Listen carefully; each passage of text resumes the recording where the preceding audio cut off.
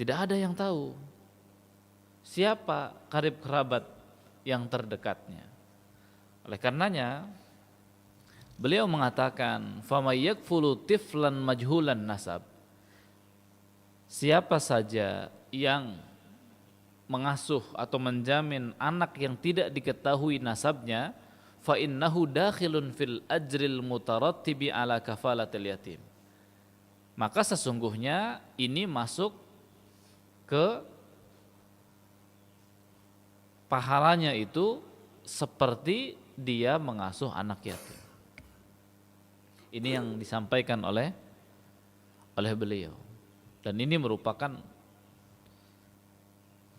bagian dari keluasan pemahaman beliau dalam agama ini.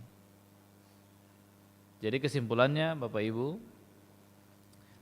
yang harus kita pahami bahwa yang namanya yatim itu anak kecil usianya belum balik dan dia kehilangan ayahnya atau ditinggal mati oleh ayahnya. Kalau yang meninggal dunia itu adalah ibunya, maka ini tidak dikatakan yatim. Istilah dalam bahasa Indonesia disebut dengan apa? Piatu. Maka timbul pertanyaan, kenapa kehilangan seorang ayah itu punya perhatian yang khusus dalam Islam? Karena Bapak Ibu, ya, di dalam sistem keluarga Islam, ayah ini punya fungsi yang khas. Jadi kalau seseorang kehilangan ibunya bukan berarti peran ibu tidak penting. Peran ibu sangat-sangat penting dalam sistem kekeluargaan, dalam membangun masa depan anak. Tetapi mengapa kehilangan sang ayah ini mendapatkan perhatian khusus? Karena di dalam Islam yang namanya ayah itu memiliki peranan-peranan yang cukup vital. Ayah sebagai pelindung dalam keluarga. Dia yang menanggung nafkah. Seorang ayah juga merupakan wali bagi anak. Seorang pemimpin keluarga. Ayah juga merupakan penjaga nasab.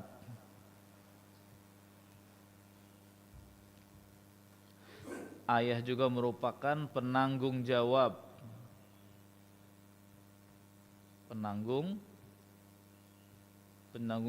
pendidikan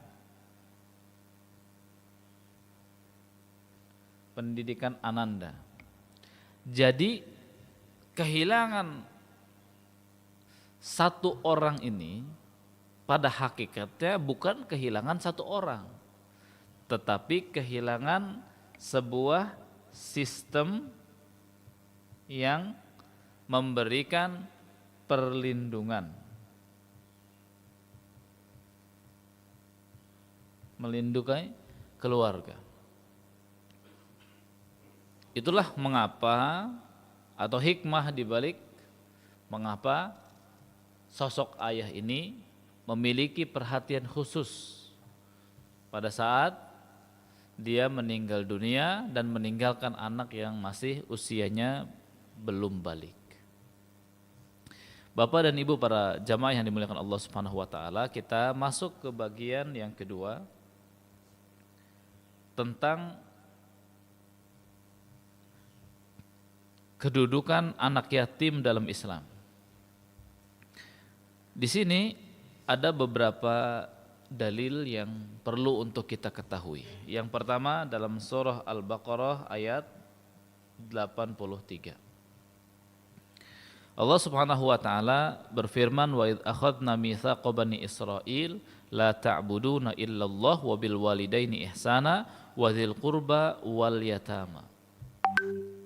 La ta'buduna illallah. Ini berkaitan dengan apa? Tauhid. Janganlah kalian menyembah kecuali kepada apa? Kepada Allah Subhanahu wa taala, berkaitan dengan tauhid. Wabil walidaini ihsana. Setelah berkaitan dengan tauhid, Allah Subhanahu wa taala kemudian langsung memerintahkan agar kita berbuat baik kepada siapa? Kepada orang tua. Jadi yang pertama adalah tauhid, kemudian apa? Berbuat baik kepada orang tua. Wabil walidaini ihsana wadzil qurba. Kemudian karib kerabat. Setelah itu wal yatama. Setelah itu apa? Anak yatim.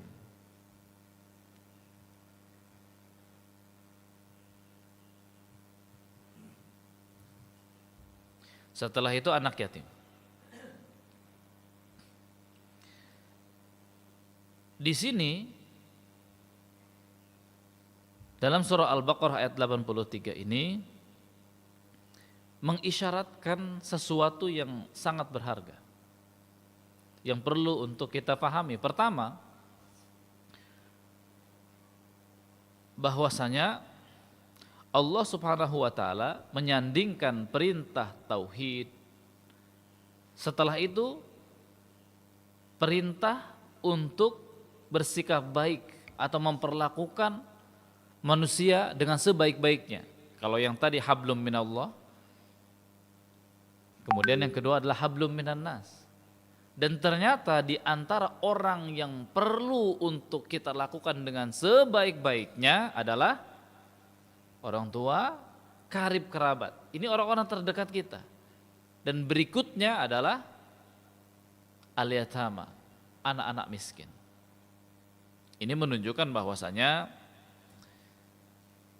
Islam memberikan perhatian yang tinggi, sangat peduli kepada anak-anak yatim. Dan kepedulian kita kepada anak yatim itu bukan cuma sifatnya amalan-amalan anjuran. Karena Allah Subhanahu wa taala menyandingkan perintah berbuat baiknya itu dengan perintah tauhid, perintah berbakti kepada orang tua, perintah memperlakukan sahabat atau karib kerabat dengan baik sebaik-baiknya. Dan hal ini pula yang kita dapati pada ayat yang berikutnya dalam Al-Quran surah An-Nisa ayat 36. Wa'budullaha wa la tusyriku bihi syai'an. Sembahlah Allah, jangan kalian berbuat syirik. Kemudian wabil walidaini ihsana wabidzil qurba wal yatama. Berbuat baiklah kepada keluarga, karib kerabat ini maksudnya orang tua, karib kerabat dan anak-anak yatim, wal masakin dan orang-orang miskin dan seterusnya. Dalam dua ayat yang berbeda, Allah Subhanahu wa taala menempatkan perintah untuk berbuat baik kepada anak-anak yatim ini ya di tempat yang tinggi. Allah sandingkan dengan perintah tauhid, kemudian perintah berbuat baik kepada orang tua, karib kerabat, baru berikutnya adalah anak-anak yatim. Dan ini tentunya mengisyaratkan bahwa kesolehan seseorang itu bukan hanya ada pada saat di atas sejadah. Karena setelah perintah tauhid, perintah berikutnya adalah bagaimana kita bersikap baik kepada manusia. Dimulai dari orang tua terlebih dahulu. Bagaimana sikap kita terhadap orang tua? Ini mempengaruhi kesolehan kita. Bagaimana sikap kita kepada karib kerabat kita? Menjalin silaturahmi atau tidak? Dan pembahasan silaturahmi sudah kita bahas sebelumnya. Ini juga bagian dari kesolehan. Dan ternyata setelah itu adalah perintah berbuat baik kepada anak-anak yatim. Ini menunjukkan bahwa memuliakan anak-anak yatim itu bagian dari penghambaan kita kepada Allah Subhanahu wa taala. Dan mengabaikan anak yatim ini berbahaya dalam Islam. Dalam surah Al-Maun ayat 1 sampai dengan 3. Ara'aital ladzi yukadzibu biddin. Tahukah kamu siapa orang yang mendustakan agama? Fadzalikal ladzi yad'ul yatim. Allah Subhanahu wa taala tidak menyebutkan itu yang pertama, yang mendustakan agama itu dia yang enggak pernah sholat, meninggalkan sholat misalnya, atau meninggalkan zakat, atau meninggalkan berhaji. Tapi Allah Subhanahu wa taala menyebutkan fadzalikal ladzi yad'ul yatim, orang yang menghardik anak yatim. Apa maksudnya menghardik anak yatim? Ya, bersikap kasar, memperlakukan anak-anak yatim dengan kasar, membentak misalnya, membentak-bentak, meluapkan emosi marah-marah, menghinakan mereka, merendahkan. Ini bagian dari mendustakan agama. Baru kemudian wala yahuddu ala ta'amil miskin. Dia tidak mendorong memberi makan orang miskin. Di sini mengisyaratkan bahwasanya bentuk kekerasan terhadap anak yatim, apakah itu dengan kata-kata verbal ataukah dengan sikap, ini juga bagian dari bentuk pendustaan terhadap nilai-nilai agama Islam. Ini ancaman yang keras tentunya, agar kita semua berhati-hati dengan orang yang ditinggal mati oleh ayahnya di usia dia belum balik. Karena Allah Subhanahu wa taala di dalam Quran surah Al-Fajr memerintahkan kita semuanya kalla bal la tukrimunal yatim, agar kita memuliakan. Allah Subhanahu wa taala menyebutkan kata tukrimuna, ikram, bukan tunfikuna, bukan berinfak, bukan bersedekah. Apa isyarat yang bisa kita pahami? Bahwasanya kepedulian kita kepada anak yatim itu bukan cuma soal sedekah aja, tapi jauh lebih dari itu. Ya, menjaga kehormatan mereka, menjaga perasaan mereka, menjaga dan memperhatikan masa depan mereka. Ini bagian dari bentuk ikram, memuliakan mereka. Jadi kepedulian seseorang terhadap anak yatim bukan hanya sebatas dia memberikan bantuan berupa materi. Karena Allah Subhanahu wa taala menginginkan kita itu bukan cuma sedekah kepada anak yatim, tetapi ikram, memuliakan mereka. Ini bagian dari ajaran yang telah Allah Subhanahu wa taala ajarkan. Dan di antara dalil yang berikutnya adalah Quran surah Ad-Duha ayat 6 sampai dengan 10. Nabi SAW diingatkan, alam yajidka yatima fa'awa. Bukankah dahulu engkau dalam kondisi yatim, kemudian Allah Subhanahu wa taala berikan perlindungan melalui kakeknya, melalui pamannya. Ini kondisi Nabi SAW. Nabi SAW dahulu ditinggal mati oleh ayahnya pada saat beliau berada di dalam kandungan. Dan Allah Subhanahu wa taala berikan perlindungan untuk Nabi SAW melalui siapa? Melalui kakeknya, melalui pamannya. Alam yajidka yatima fa'awa.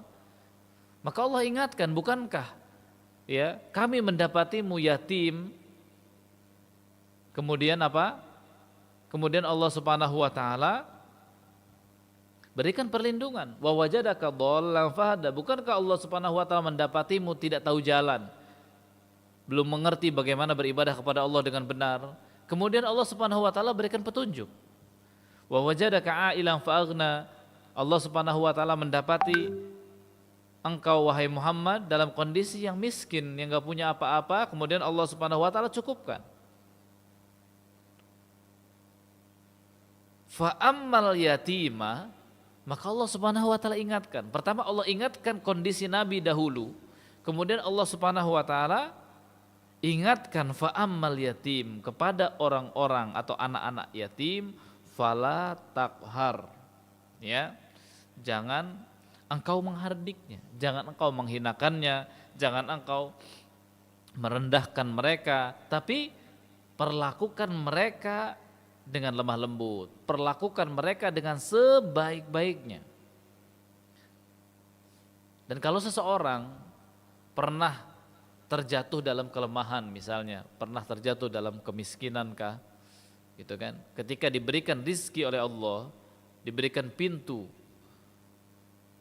rizki yang dibuka selebar-lebarnya sehingga orang ini menjadi kaya, maka pada saat dia melihat orang yang miskin, dia lebih bisa merasakan bagaimana penderitaan yang dialami.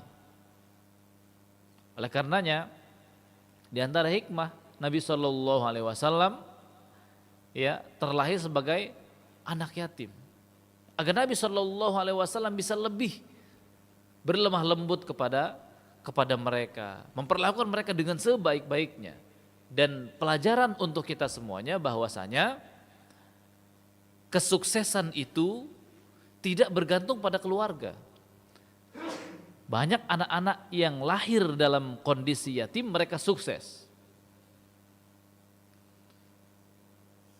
Jadi bagi anak-anak yang yatim, maka tidak perlu kita bersedih hati. Kenapa? Karena Nabi SAW bisa sukses di dunia dan di akhirat. Imam Asy-Syafi'i rahimahullah, beliau juga ditinggal ayahnya, ya, ditinggal mati. Kemudian dibawa oleh ibunya untuk belajar di Mekkah. Syekh Abdullah bin Baz dan lain sebagainya. Banyak sekali kita dapati orang-orang terdahulu yang sukses, padahal dia ditinggal mati oleh ayahnya.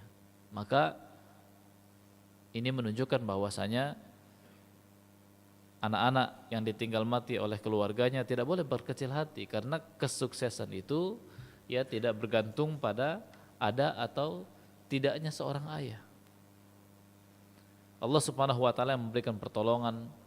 Kita berdoa sekuat tenaga agar kita bisa berhasil, agar kita bisa sukses. Kita berusaha maksimal, insyaallah Allah berikan kemudahan. Kesimpulan dari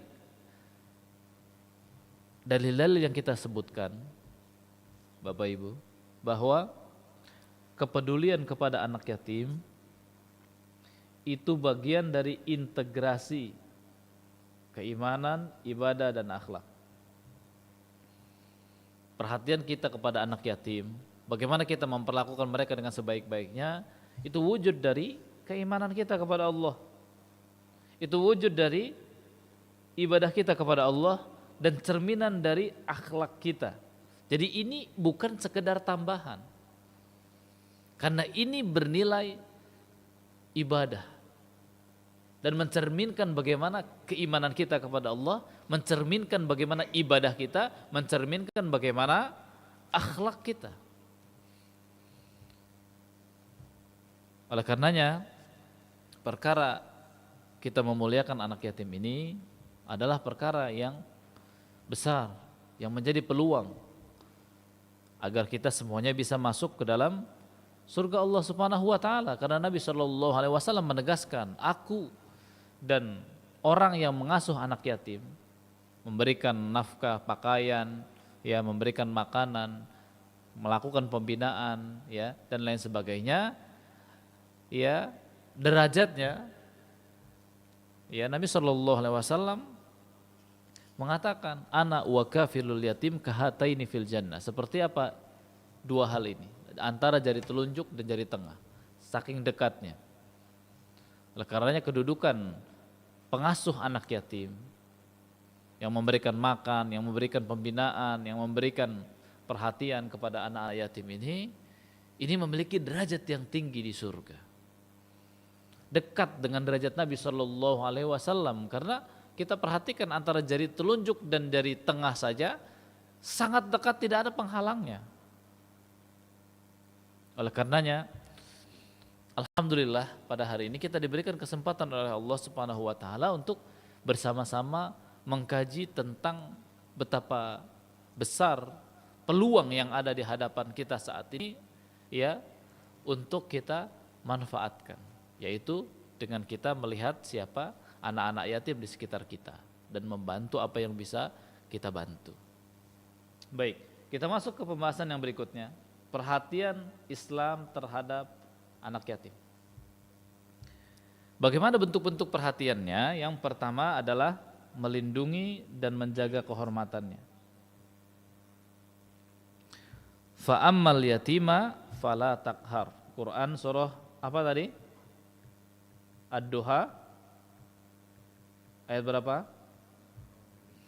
6 atau 9? Fa ammal yatima fala taqhar. Pada bagian ini berarti ayat keberapa? 9. Terhadap anak yatim jangan engkau bersikap sewenang-wenang. Fala taqhar. Jangan kau tindas, berlaku keras, sikapnya keras, kasar kepada anak yatim. Jangan kau merendahkan martabatnya, merendahkan harga dirinya. Nah, ini bentuk, ya, perhatian Islam agar kita semua memberikan apa? Perlindungan. Mereka berhak untuk dilindungi dan mereka juga berhak untuk dijaga kehormatannya walaupun dia masih kecil. Ini yang pertama. Kemudian yang kedua, ya, adalah menyayanginya. Kata Nabi Shallallahu Alaihi Wasallam, "Idza aradta an yalina qalbuk." Kalau engkau mau hatimu menjadi lunak, tidak kasar, tidak keras, imsah ra'sal yatim. Kata Nabi Shallallahu Alaihi Wasallam, imsah, usaplah ra'sal yatim, usaplah apa? Kepala.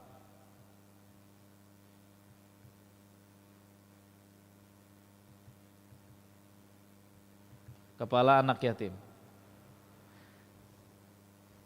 Wa at'im al miskin, dan berikan makan kepada orang-orang miskin. Perhatikan di sini, Nabi Shallallahu Alaihi Wasallam memerintahkan kita usaplah, ya, kepala anak-anak yatim. Ini bagian dari bentuk kasih sayang, isyarat untuk apa? Kita sayangilah anak-anak yatim itu. Gitu ya, berikan perhatian, berikan kepedulian. Jadi di antara hak anak yatim adalah untuk disayang, untuk dicintai. Kemudian untuk dijaga hartanya. Ya. Untuk dijaga hartanya. Dalam Al-Qur'an surah An-Nisa ayat 10, Innal ladzina ya'kuluna amwalal yatama zulman innama ya'kuluna fi butunihim nara wa sayaslawna sa'ira. Sesungguhnya orang-orang yang memakan harta anak-anak yatim itu, sesungguhnya mereka memasukkan di dalam perut mereka apa? Api neraka. Wa sayaslawna sa'ira, dan mereka pasti akan masuk ke dalam api neraka. Jadi kalau kita mendapatkan amanah untuk menjaga harta anak yatim, hati-hati. Harus berhati-hati, betul. Jangan lengah. Jangan menggampangkan. Karena kalau sampai kita memakan sedikit saja, itu berarti kita memasukkan api neraka ke dalam perut kita dan kita pasti akan masuk ke dalam api neraka. Dalam surah An-Nisa ayat berapa tadi? Ayat 10. Ya, diancam dengan api neraka. Oleh karenanya pelajaran untuk kita agar kita memperlakukan ya harta anak-anak yatim itu dengan sebaik-baiknya. Dalam Al-Qur'an surah Al-An'am. Quran surah Al-An'am ayat 152. Wala taqrabu malal yatimi illa billati hiya ahsan. Jangan kalian dekati harta anak yatim kecuali dengan cara yang paling baik. Mendekati saja ya dilarang. Jadi kalau hati kita ini lemah terhadap uang, terhadap harta, sudahlah, jangan urus urusan anak yatim. Bantu saja apa yang bisa kita bantu. Jangan berani-beraninya kita memegang harta dan mengelola harta anak yatim. Karena berbahaya. Allah Subhanahu wa taala melarang kita untuk sekedar mendekati saja, kecuali dengan cara yang baik. Ya. Makanya kalau kita tahu diri kita, hati kita itu lemah, gitu ya, sebaiknya kita tidak memberanikan diri untuk ya menjaga dan mengelola harta anak yatim ini. Ya, banyak orang yang terpeleset dalam masalah harta. Mungkin dia bisa kuat dalam menahan godaan wanita, ya, tapi banyak orang yang terpeleset ketika berkaitan dengan harta. Ketika memegang banyak uang, lupa bahwa uang ini adalah amanah. Uang ini adalah uangnya anak yatim yang tidak boleh digunakan ya sembarangan, seenaknya hati. Oleh karenanya di antara hak anak yatim, kalau dia punya harta dijaga hartanya. Kalau dia tidak punya maka dibantu. Ya. Dilakukan mereka dengan sebaik-baiknya. Kalau kita mampu untuk memberikan makanan kepada mereka, kita berikan makanan. Kalau kita mampu untuk menjadi orang tua asuhnya mereka, kita menjadi orang tua asuh mereka. Karena ini bagian dari memuliakan anak yatim. Kemudian di antara bentuk perhatian Islam adalah membangun masa depan anak yatim itu melalui pendidikan dan pembinaan.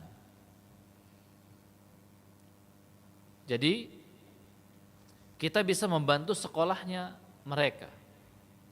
Kalau mereka kekurangan uang, kita bantu bayarannya.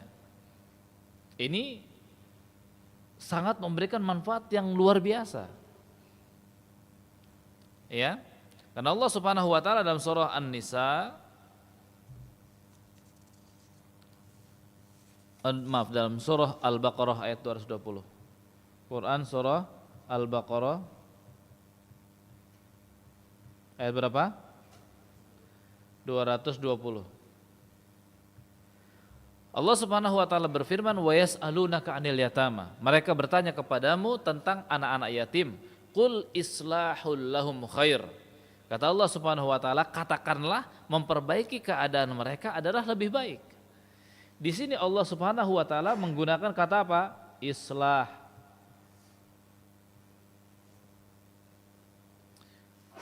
Memberikan kata yang jauh lebih luas daripada sekedar memberikan makanan, sekedar memberikan pakaian, sekedar memberikan uang. Ya. Allah Subhanahu wa taala menggunakan kata islah, memperbaiki keadaan mereka. Membangun masa depan mereka. Dengan apa? Dengan pendidikan, pembinaan, ya, pembentukan akhlak, menjaga kesehatan, ya, pendampingan psikologis dan lain sebagainya. Jadi jangan dianggap remeh kita menjadi anak asuh, orang tua, ya, asuh, ya, untuk anak-anak yatim di lingkungan sekolah. Kenapa? Karena kalau kita memberikan, misalnya ya, kita memberikan bantuan kepada anak yatim, bisa jadi ini bantuan langsung misalnya, bisa jadi ini hilang begitu saja. Ada anak-anak yang memang tidak cermat dalam memberikan, dalam mengelola harta, sehingga habis harta tersebut ya tidak bermanfaat. Maka kalau kita berikan langsung kepada sekolah misalnya untuk menjadi orang tua asuh, nah ini merupakan bagian dari kepedulian kita semuanya untuk anak-anak yatim, untuk pendidikan mereka agar mereka bisa bersekolah, belajar sama dengan orang-orang yang lain. Baik. Kemudian poin berikutnya adalah bagaimana Nabi Shallallahu Alaihi Wasallam, ya para sahabat dan juga para ulama memuliakan anak yatim. Yang pertama tentunya Nabi sendiri adalah seorang yatim. Ayah beliau wafat kapan? Sebelum lahir. Ibundanya wafat di usia beliau yang ke-6 tahun. Allah Subhanahu wa taala kemudian menjaga beliau melalui kakek dan pamannya. Ini bagian dari pertolongan Allah Subhanahu wa taala untuk Nabi sallallahu alaihi wasallam dan nikmat. Dan Allah ingatkan nikmat ini agar Nabi sallallahu alaihi wasallam tidak sewenang-wenang terhadap anak-anak yatim. Dan Nabi sallallahu alaihi wasallam memberikan contoh yang luar biasa untuk kita semuanya. Bagaimana Nabi Shallallahu Alaihi Wasallam dalam bersikap kepada anak-anak. Misalnya Anas bin Malik yang membantu Nabi Shallallahu Alaihi Wasallam, yang melayani Nabi Shallallahu Alaihi Wasallam. Anas mengatakan Nabi Shallallahu Alaihi Wasallam tidak pernah sekalipun berkata kepadanya. Artinya Nabi Shallallahu Alaihi Wasallam menghargai dunia anak-anak. Nabi Shallallahu Alaihi Wasallam berbicara sesuai usia mereka. Nabi Shallallahu Alaihi Wasallam tidak merendahkan, tidak meremehkan perasaan mereka. Nabi Shallallahu Alaihi Wasallam memperlakukan anak-anak dengan sebaik-baiknya. Ya, Nabi memberikan contoh.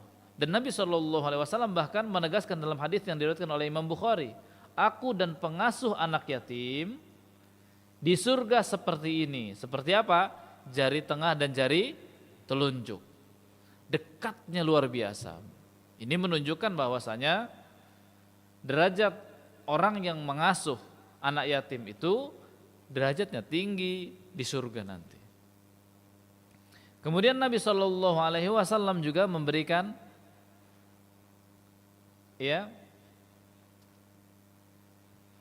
sebuah motivasi untuk kita semuanya.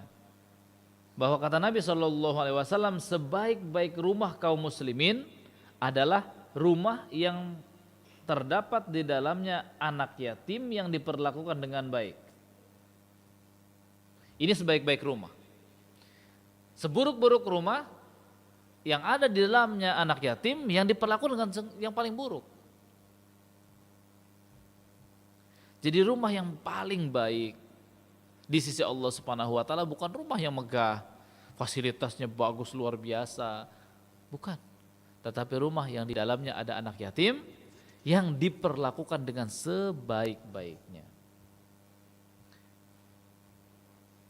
Kemudian Bapak Ibu, kita belajar dari bagaimana sifat orang-orang yang baik dan taat kepada Allah. Dalam surah Al-Insan ayat 8, mereka memberikan makanan yang disukainya. Wa yut'imuna at-ta'ama ala hubbihi. Kalau kasih makanan itu bukan makanan sisa. Kalau memberikan sesuatu itu bukan memberikan sesuatu yang dia enggak suka, tapi memberikan sesuatu yang dia sukai. Wa yut'imuna at-ta'ama ala hubbihi miskina. Dia berikan kepada orang-orang miskin, wa yatima. Dia berikan kepada anak yatim dan wa asira, orang-orang yang ditawan. Kemudian Rasulullah Sallallahu Alaihi Wasallam mengancam. Beliau mengatakan, ya Allah, sungguh saya menganggap berat dosa penindasan hak dua kaum yang lemah, yatim dan wanita. Maka kita berhati-hati, jangan sampai kita menindas anak-anak yatim. Kemudian Ibnu Umar memberikan contoh teladan untuk kita semuanya bahwa beliau tidak suka makan sendirian kalau ada anak yatim yang mungkin masih bisa diajak. Beliau biasa makan bersama anak-anak yatim. Kalau di antara mereka ada yang tidak hadir, dicari oleh Ibnu Umar. Ini Masya Allah, contoh teladan yang luar biasa. Oleh karenanya, ya, Ibnu Sirin ya mewasiatkan kepada kita semuanya, berbuatlah kepada anak yatim itu seperti engkau berbuat baik kepada anak kandungmu.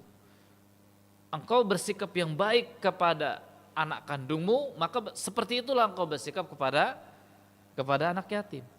Abu Qatadah rahimahullah, ya, beliau pernah mengatakan, jadilah bagi anak yatim itu seperti ayah yang penuh dengan kasih sayang. Ini nilai-nilai yang perlu kita terapkan. Ini semua memotivasi dan bukan cuma sekedar omongan, bahwa Nabi SAW, para sahabat, tabi'in, tabi'ut tabi'in, mereka semuanya peduli terhadap anak-anak yatim, memperhatikan anak-anak yatim.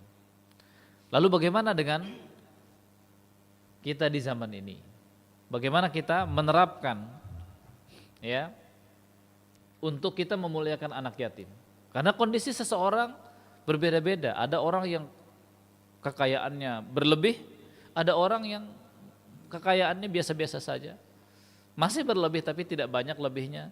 Ada orang yang nggak punya apa-apa, miskin. Apakah kalau kita nggak punya apa-apa berarti kita nggak bisa, ya, beramal soleh melalui anak yatim ini? Tentu saja kita masih bisa, ya, memuliakan anak yatim. Ya, kita bisa menjadi, misalnya sebagai orang tua, kita ajak anak-anak kita berteman dengan anak yatim. Anak menjadi lebih bersyukur dengan kondisinya, ya, berbaur dengan mereka. Kalau kita punya uang, undang mereka makan bersama, ya, kemudian ajarkan kepada anak-anak ini tanpa merendahkan mereka. Jadi sikap. Jadi kalau kita sebagai orang tua punya anak kita misalnya berteman dengan anak yatim, ajak anak yatim ini untuk apa? Makan bersama, ajarkan kepada anak-anak juga untuk bersikap yang baik, perhatian, peduli kepada temannya yang yatim. Kalau kita sebagai seorang guru misalnya, ya, kita jaga harga diri mereka di kelas. Jangan beda-bedakan. Oh, ini mah anak yatim nih, ya, udahlah, gak usah berikan perhatian yang lebih. Perhatian yang lebih kepada anak yang kaya aja deh, orang tuanya misalnya. Ini gak boleh, ya. Sebagai seorang guru kita harus menghargai mereka. Mereka juga anak-anak, ya, sama dengan anak-anak yang lain. Perlu untuk dijaga harga dirinya, kehormatannya, ya, dan lain sebagainya. Pastikan tidak terisolasi. Kemudian bantu perkembangan akademik serta akhlaknya. Ya, karena anak-anak yatim ini kan tumbuh dengan kondisi yang tidak ada ayah, tidak ada pelindung, ya, yang melindungi mereka, maka seringkali kita dapati emosionalnya, ya, berbeda, gitu ya. Ada anak-anak yang luar biasa, akhlaknya luar biasa, tapi ada juga anak-anak yang ya ada permasalahan dalam hal akhlaknya. Maka kita bersabar. Ya, maka kita bersabar, kita berusaha sebagai seorang guru, ya, untuk menjadi pendamping agar terus memperbaiki akhlaknya. Bagaimana kalau kita sebagai pengurus masjid, sebagai DKM, kita harus punya data anak-anak yatim di lingkungan kita. Ya, kita buat program pembinaan yang berkelanjutan, apakah misalnya mengajarkan mereka ngaji, yang itu merupakan bekal, ya, kalau kita mampu untuk melakukan itu. Jadi bukan hanya sebatas santunan tahunan.